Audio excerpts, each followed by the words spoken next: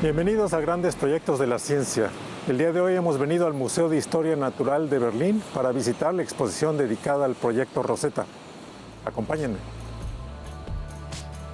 Este museo es un buen lugar para una exposición sobre la misión de la sonda Rosetta y los cometas, pues por extraño que parezca, estos podrían estar íntimamente ligados al origen de la vida en nuestro planeta.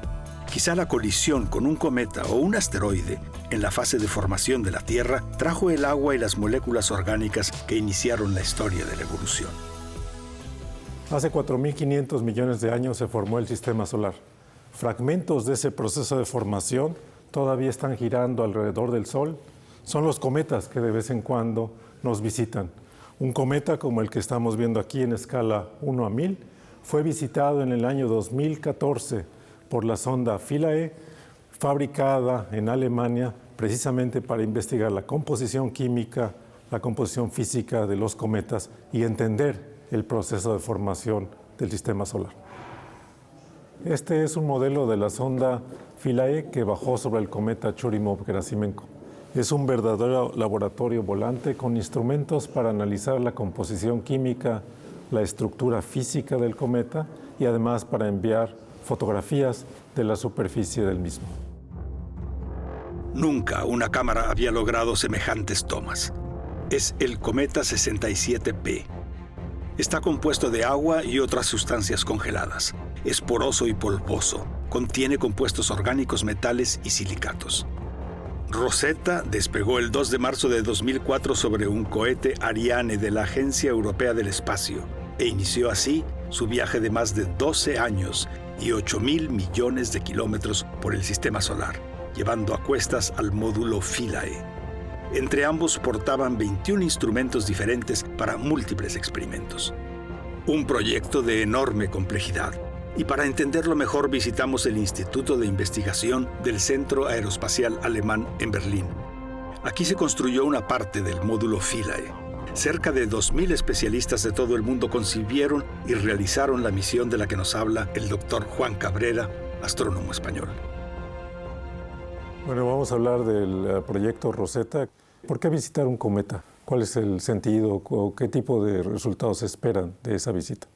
La razón fundamental es entender por qué se encuentran hoy en día la vida en este planeta, ¿no? La vida en este planeta depende de una serie de factores, por ejemplo, el agua líquida, la presencia de una serie de moléculas o sustancias, por ejemplo, fósforo, minerales de ese tipo, moléculas orgánicas como el ADN de nuestras células. ¿De dónde vienen esas moléculas? Pues los cometas pueden decirnos de dónde vienen. Bueno, entonces, ¿cuáles son las dificultades para lograr tener ese tipo de acercamiento? ¿Es algo automático? Yo lanzo mi cohete y la sonda llega para allá. Es complejo en el sentido de que nosotros a escala astronómica somos muy pequeñitos y estamos en un espacio que está muy vacío. Hay una comparación que suele hacer si el Sol que vemos tuviera el tamaño de una pelota de tenis, de unos 8 centímetros, la Tierra sería tan grande como un grano de arena, sería menos de 1 milímetro y se encontraría a 8 metros del Sol, realmente lejos. Entonces lanzar desde la Tierra, desde este pequeño granito de arena, una sonda que pueda alejarse todavía más del Sol y llegar hasta una órbita parecida a la de Júpiter y encontrar un cometa, que es un cuerpecito de 4 kilómetros perdido en el vacío, supone un desafío tecnológico muy importante. Un año después del lanzamiento, Rosetta se acerca a la Tierra y recibe de ella una asistencia gravitatoria. Debe gastar combustible para lograr este efecto, pero si se aproxima con el ángulo y la velocidad debidas, ahorrará mucha energía. En 2007 se acerca a Marte y consigue un efecto similar. Es como lanzar una piedra con una onda, dicen los astrónomos. Para la pequeña nave el impulso significa una aceleración enorme. Unos meses después recibe un segundo impulso de la Tierra y en 2009 un tercero que la enviará por fin a las profundidades del espacio. En 2011 entra en estado de hibernación para ahorrar energía y suspende la comunicación con la Tierra.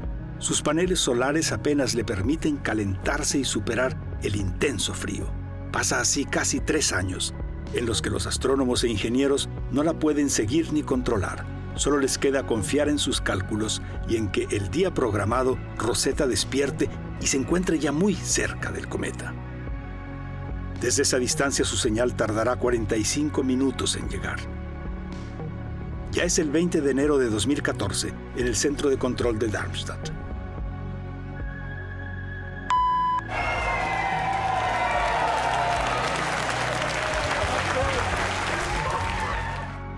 Durante los siguientes 6 meses, Rosetta seguirá a 67P y ejecutará maniobras para entrar en su órbita.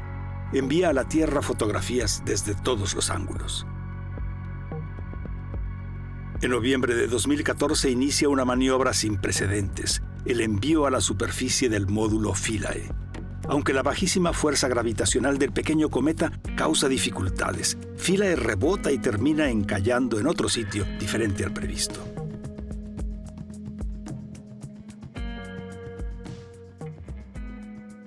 Ahora, el módulo mismo traía muchos instrumentos científicos que iban a mandar datos hacia la Tierra. ¿Qué tipo de datos se logró extraer? Había varios instrumentos que funcionaron correctamente. 2 de los más importantes fueron un aparato que, mediante ondas de radar, permitía medir la densidad del núcleo del cometa.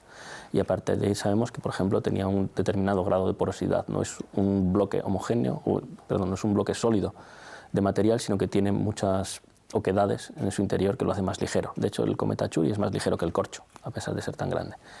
Otro de los instrumentos que funcionó fue un taladro que tenía que comprobar la dureza del terreno, ¿no? Y vio que efectivamente los primeros centímetros del cometa son de un material suave, polvo, que se puede atravesar fácilmente, pero debajo hay una capa de hierro muy rígida que no se puede atravesar, ¿no? Y eso nos informa también acerca de toda la composición o la estructura de los cometas.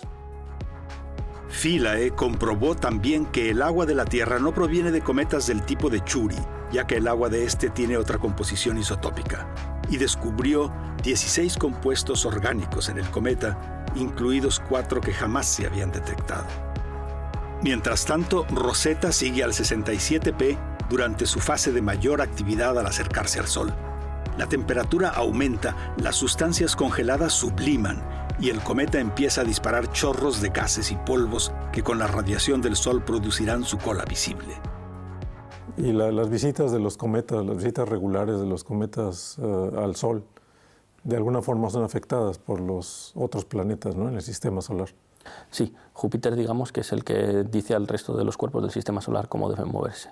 Y de hecho, una de las razones para elegir Chury para este estudio fue que hasta hace relativamente poco tiempo, mediados del siglo pasado, había estado más alejado del Sol y por tanto la estructura y composición que tenía se habían preservado desde hace miles de millones de años.